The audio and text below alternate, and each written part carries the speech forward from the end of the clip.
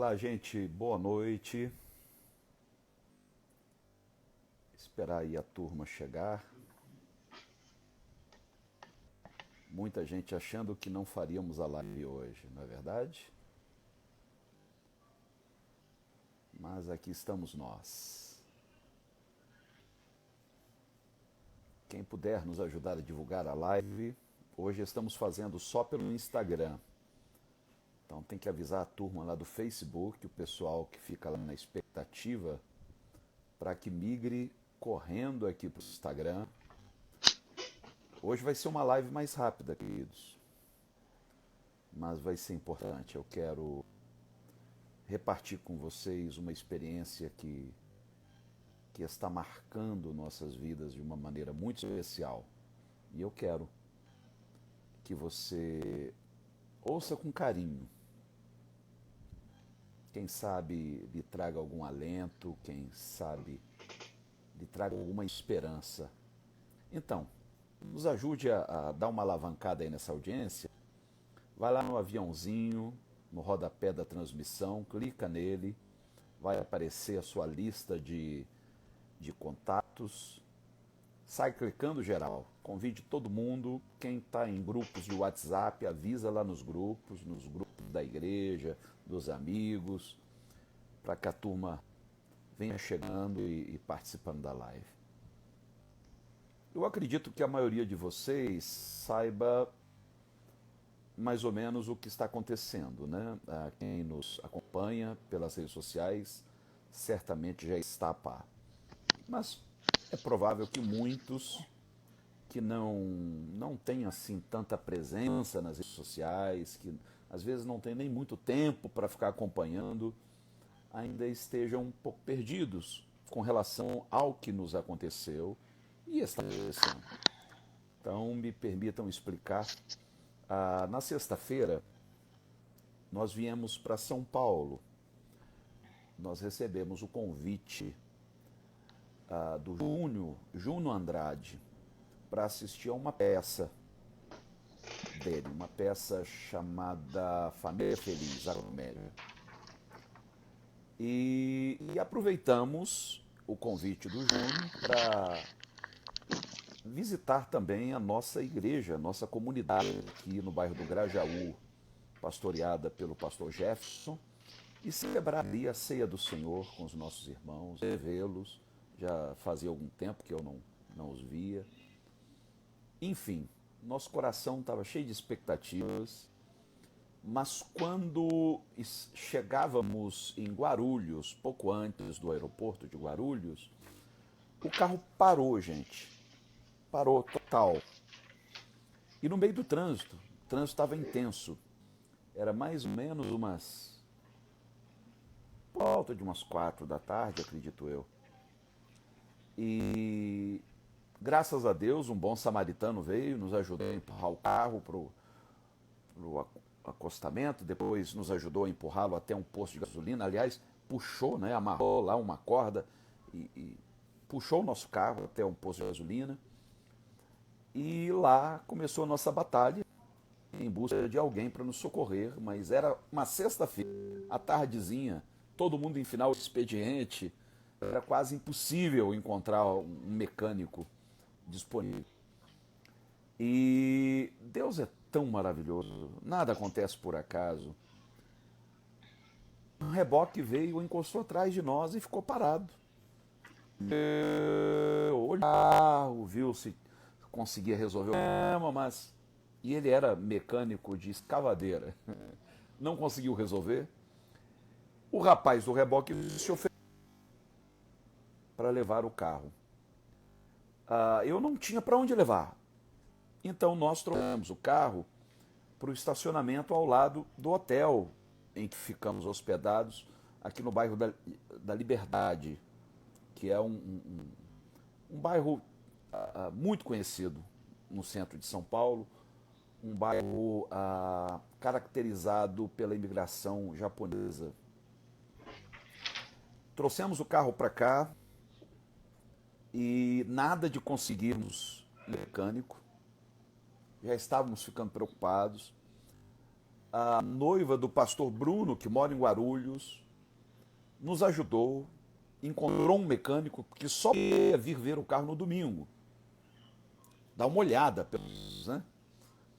E no domingo eu preguei na Igreja da Reina, ali do pastor Jefferson, e à tarde então o mecânico veio. Mas antes, e é aqui que eu quero a sua atenção, eu comecei a me perguntar, por que, Senhor?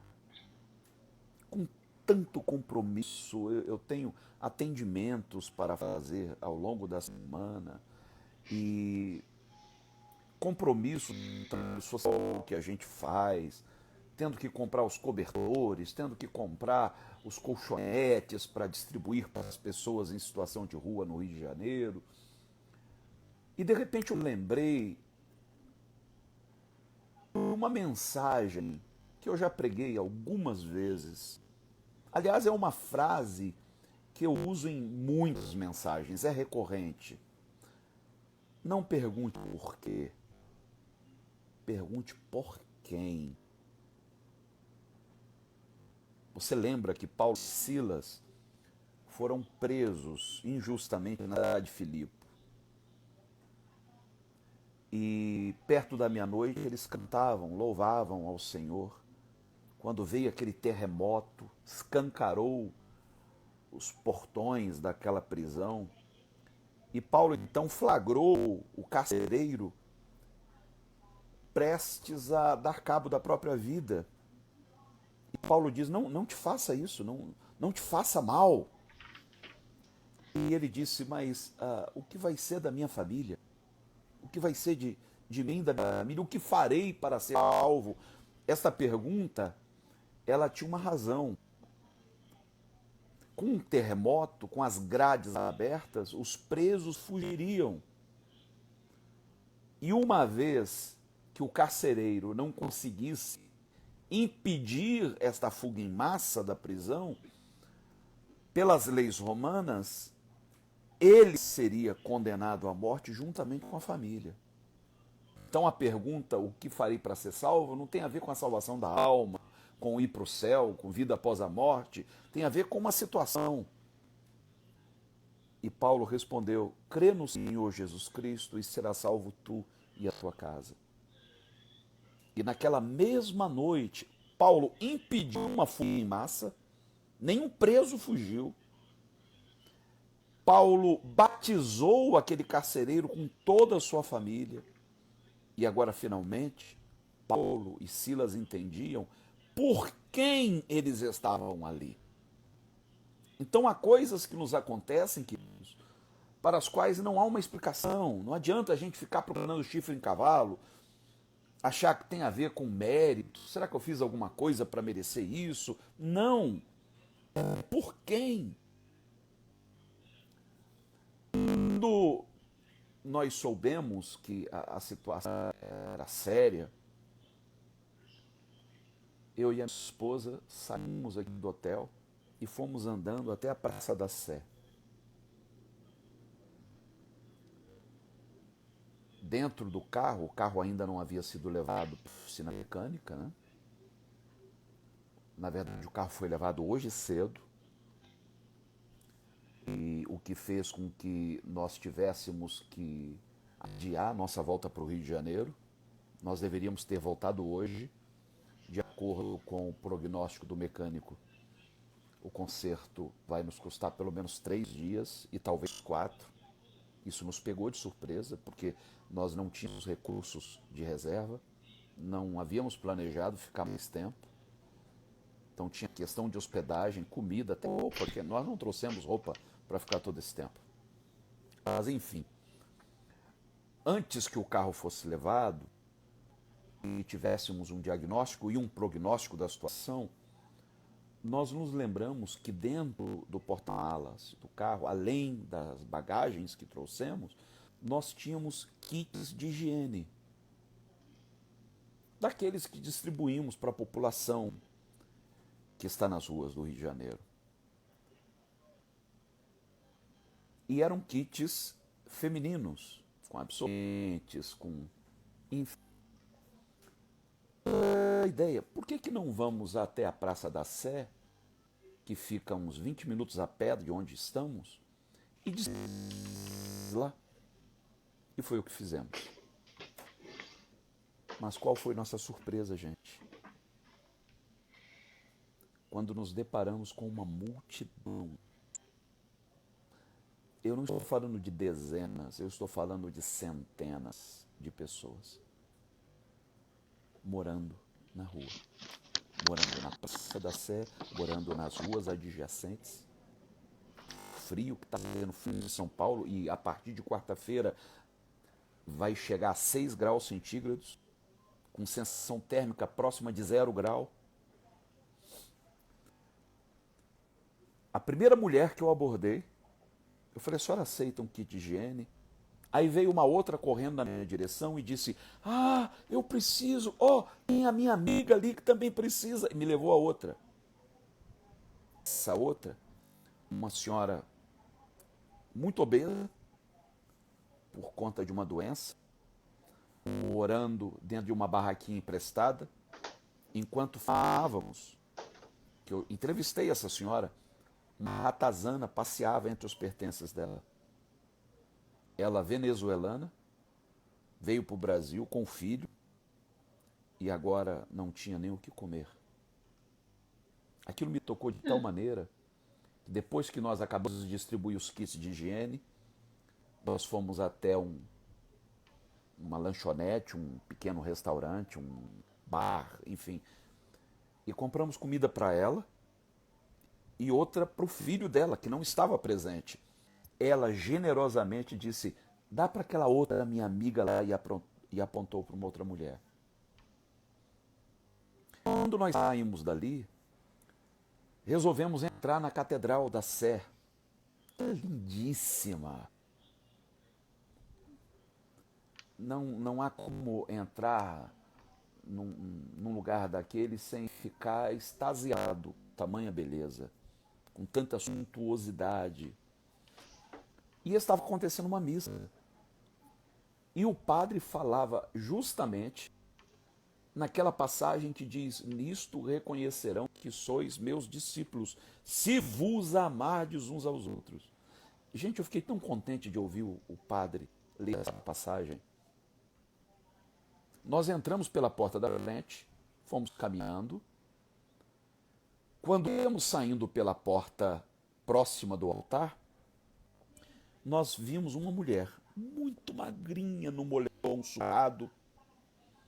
Ela veio até a porta da igreja, ficou parada, fez várias vezes o sinal da cruz. Eu observei que havia um segurança sentado ali de terno e gravata, e fiquei olhando para ver se ela tentaria entrar e ele impediria. Mas ela não tentou, ela simplesmente deu meia volta e saiu. Eu corri atrás dela e falei: moça, moça! Ela parou. Eu perguntei: por que a senhora não entrou? Eu vi que a senhora é religiosa, fez o sinal da cruz várias vezes, estava emocionada, por que não entrou? E ela, cabisbaixa, disse: porque o segurança não permite a nossa entrada. Eles não permitem a entrada de pessoas como eu. Gente, aquilo acabou comigo. Meus olhos, da minha esposa, se encheram de água. E eu disse: pois fique a senhora sabendo que eu não encontrei Jesus ali nessa catedral, eu encontrei Jesus na senhora. Jesus não habita em templos feitos por mãos. Jesus habita em corações como o seu.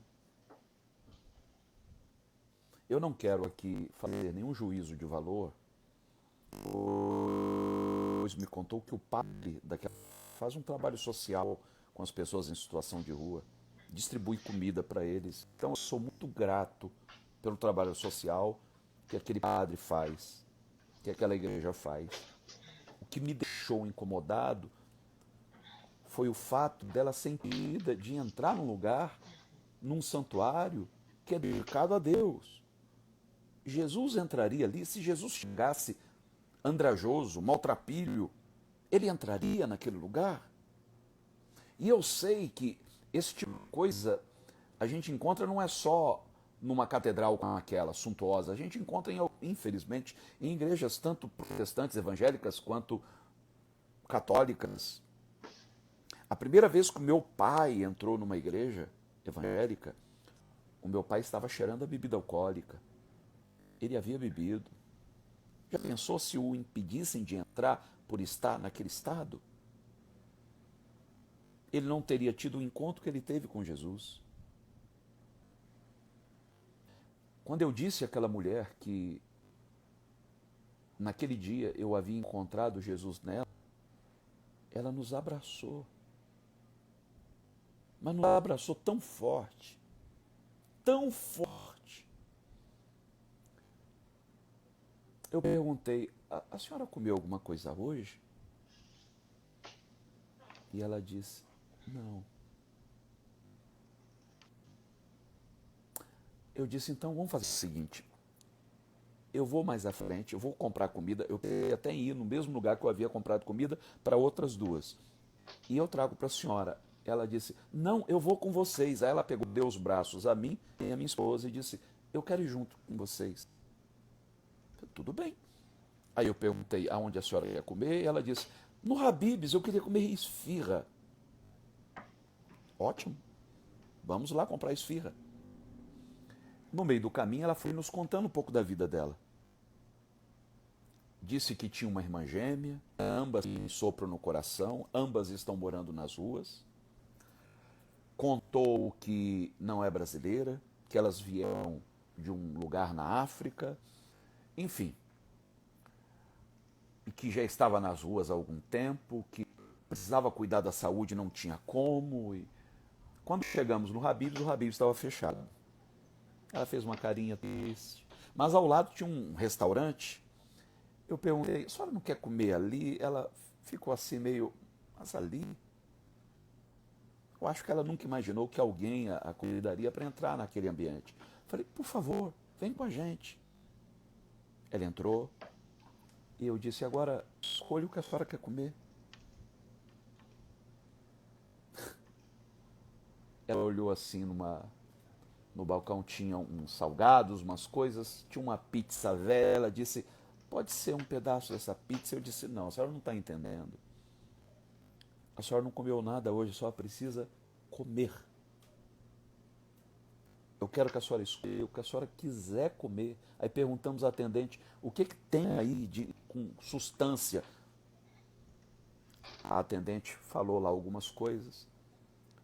Pedimos para ela e para a irmã gêmea dela. Queridos, é claro que isso é só uma gota no oceano. Isso não é nada. Isso não resolve o problema do mundo. Mas como eu gostaria que essas pessoas que estão em situação de rua se sentissem amadas. Não basta dar um cobertor para elas. Elas precisam de calor humano. Não basta dar uma quentinha e dar as costas. Lá na Praça da Sé, enquanto uma missa acontecia na catedral, do lado de fora tinha um grupo de irmãos reunidos, sentados assim em círculo, fazendo um ar livre, um culto ao ar livre.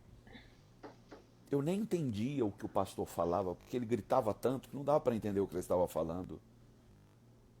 Eu não quero julgar os irmãos, a intenção deles provavelmente era possível, mas a minha vontade era chegar lá e dizer, irmãos queridos, pelo amor de Deus, olhem ao redor de vocês, olha quanta miséria, quanta gente passando fome. Não adianta você vociferar, gritar, dizer que as pessoas vão para o inferno se não aceitarem a Jesus. Pelo amor de Deus, as pessoas precisam de amor. Elas precisam ser notadas. Elas são seres humanos. Querem conversar, que querem ter sua dignidade resgatada. Aqui em São Paulo tem um padre chamado Júlio Lancelotti que faz um trabalho extraordinário. Olha como Deus é bom. Deus me permitiu ficar mais um tempo aqui fora do que eu programava, tanto para encontrar Jesus nessas pessoas que estão aqui na Praça da Sé, quanto me encontrar com alguém que está revelando Jesus a muitas dessas pessoas, que é o Padre Júlio Lancelotti. Amanhã, cedinho, eu estarei me encontrando com ele, lá na paróquia de São Miguel Arcanjo. Em vez da gente discutir dogmas, ficar discutindo quem é que está certo, quem é que está errado, ou discutindo ideologias apenas, não estou aqui dizendo que não haja espaço para uma discussão sadia, para um debate. Não é isso que eu estou dizendo. Eu estou dizendo que na situação que estamos vivendo hoje, urge que haja um choque de amor na nossa sociedade. Eu soube hoje que junto ao padre Júlio Lancelotti tem um sheik árabe que está fazendo um trabalho lindo em parceria com o padre. Nós temos nossas divergências religiosas, ok, mas o apóstolo Paulo diz que deve haver em nós o mesmo sentimento que houve em Cristo, ainda que não haja a mesma opinião acerca de tudo. Tem gente discutindo o sexo dos anjos, tem gente discutindo bobagem, coisas secundárias.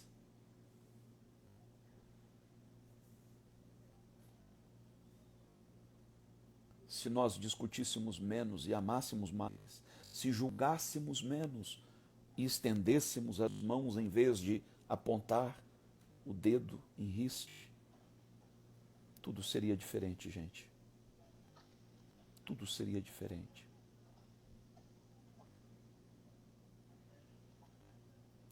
Eu peço a Deus que levante muitos padres Júlio Lancelotti no Brasil.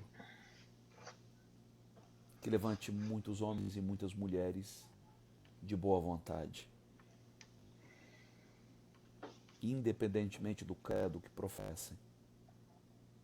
Gente que esteja disposta a amar.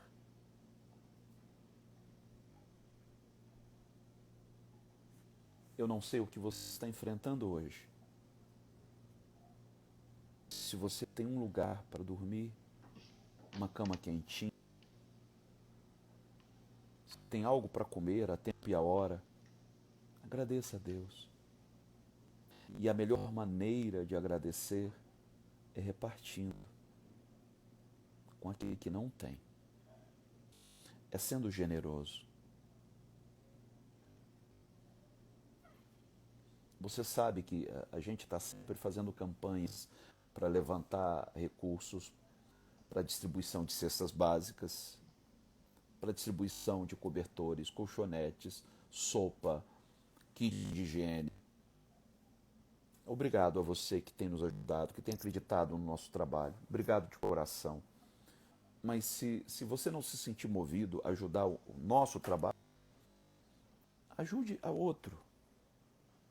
Tem alguém trabalhando para atenuar a dor e o sofrimento dos seus semelhantes? Apoie. Seja uma igreja evangélica, católica, um centro espírita, um bandista, está fazendo bem, está ajudando. Seja uma mesquita, ajude. Nós precisamos disso, gente. Nós precisamos disso. Imagine agora com essa massa polar que está se deslocando em direção ao nosso país. Quanta gente vai morrer desprotegida. É preocupante. É muito preocupante. Se você não sente o desejo de apoiar nenhuma iniciativa, que tal você mesmo iniciar algo? Que tal rever seus vizinhos? seus colegas de trabalho e propor, gente, vamos fazer alguma coisa? Não pense você que as pessoas estão nas ruas porque elas querem estar. Pode ser que você encontre uma ou outra. Nós encontramos uma mulher, conversamos com ela bastante, toda tatuada, tem 45 tatuagens, 57 anos, né? 57 anos.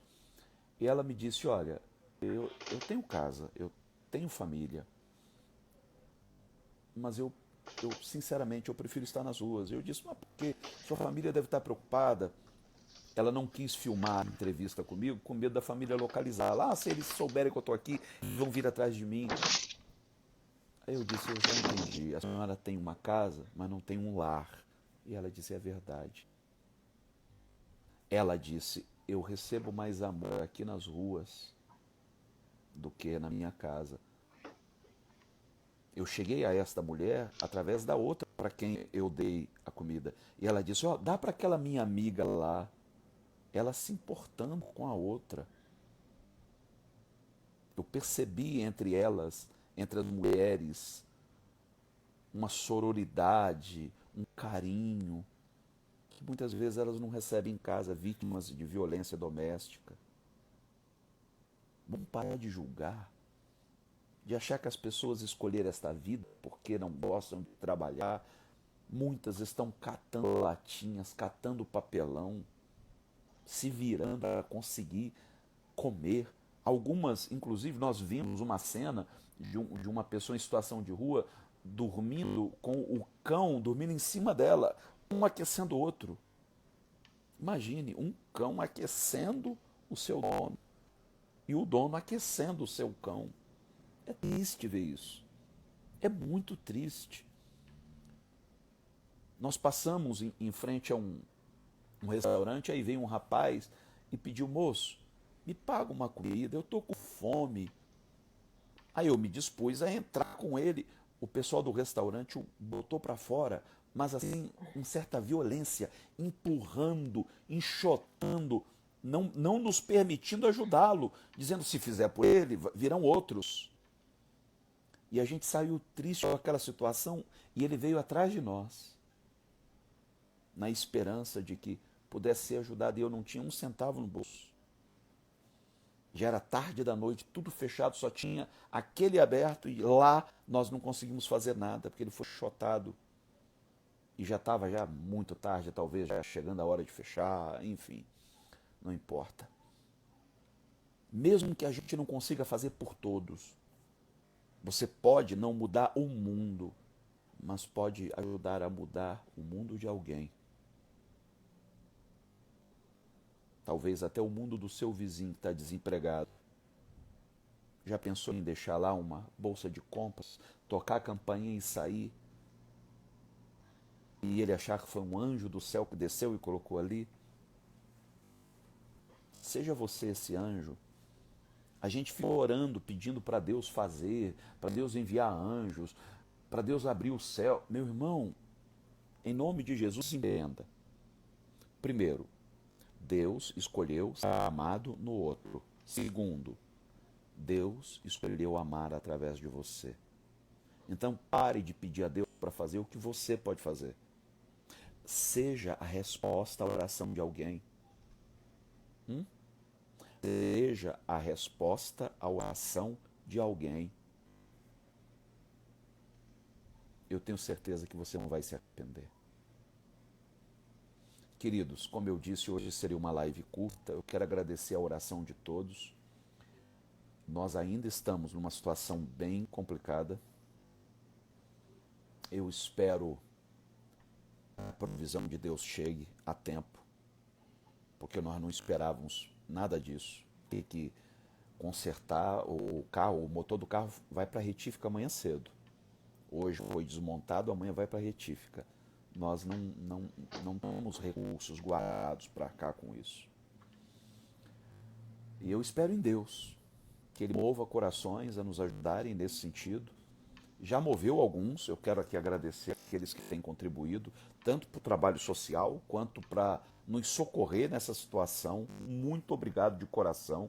Quando eu disse que eu estava com problema de hospedagem. Olha, gente, eu recebi uma enxurrada de mensagens de pessoas oferecendo suas casas. Uma enxurrada. Eu não sabia que eu tinha tantos amigos aqui em São Paulo dispostos a nos acolher. Obrigado de todo o meu coração. Eu quero terminar orando. Quando acabar agora, eu estou indo participar de um podcast do meu amigo Pavarini. É o Pode Crer. Estou indo já já. Nós marcamos, ele vai enviar um Uber aqui para me pegar às 8h45. Então acredito que a gravação do podcast, eu não sei se é ao vivo, se é gravado, mas deve ser lá para as 9h e pouca da noite. Senhor, eu quero te agradecer de coração por tudo que o Senhor está fazendo, está nos permitindo viver. Em tudo eu vejo as tuas mãos, Senhor. Peço que tu toques corações para que se disponham a ser instrumentos do teu amor, para socorrer aqueles que mais necessitam. Te dou graças por aqueles que já têm sido tocados, já têm se movido nesta direção. Conduza-nos ao longo de nossa estada aqui em São Paulo. Guarda-nos, Senhor, a nós e a todo o teu povo, em nome de Jesus. Gente, para terminar, segunda-feira que vem, eu vou estar celebrando 35 anos do meu ministério pastoral. 35 anos. E teremos um culto na Reina do Engenho Novo. E eu conto com você. Vai inclusive uma turma aqui da nossa igreja em São Paulo participar. Semana que vem, segunda-feira, na rua Visconde de Santa Cruz, 226, no bairro do Engenho Novo. Rua Visconde de Santa Cruz, 226, no Engenho Novo, às 19 horas, segunda-feira que vem, dia 23. Se você deseja contribuir com o nosso ministério, você pode fazê-lo através do Pix, que é o nosso celular, que é o 21 99797 8135. Anotou? Toda contribuição importa. Toda. Do nosso encontro lá com o Padre Júlio, nós estaremos indo para o Brás para comprar os cobertores e os colchonetes que serão distribuídos aos irmãos em situação de rua. Para isso nós contamos com você. Pix 21 99797 8135. Muito obrigado, queridos. Um beijo no coração. Fiquem na paz. Vocês. Obrigado.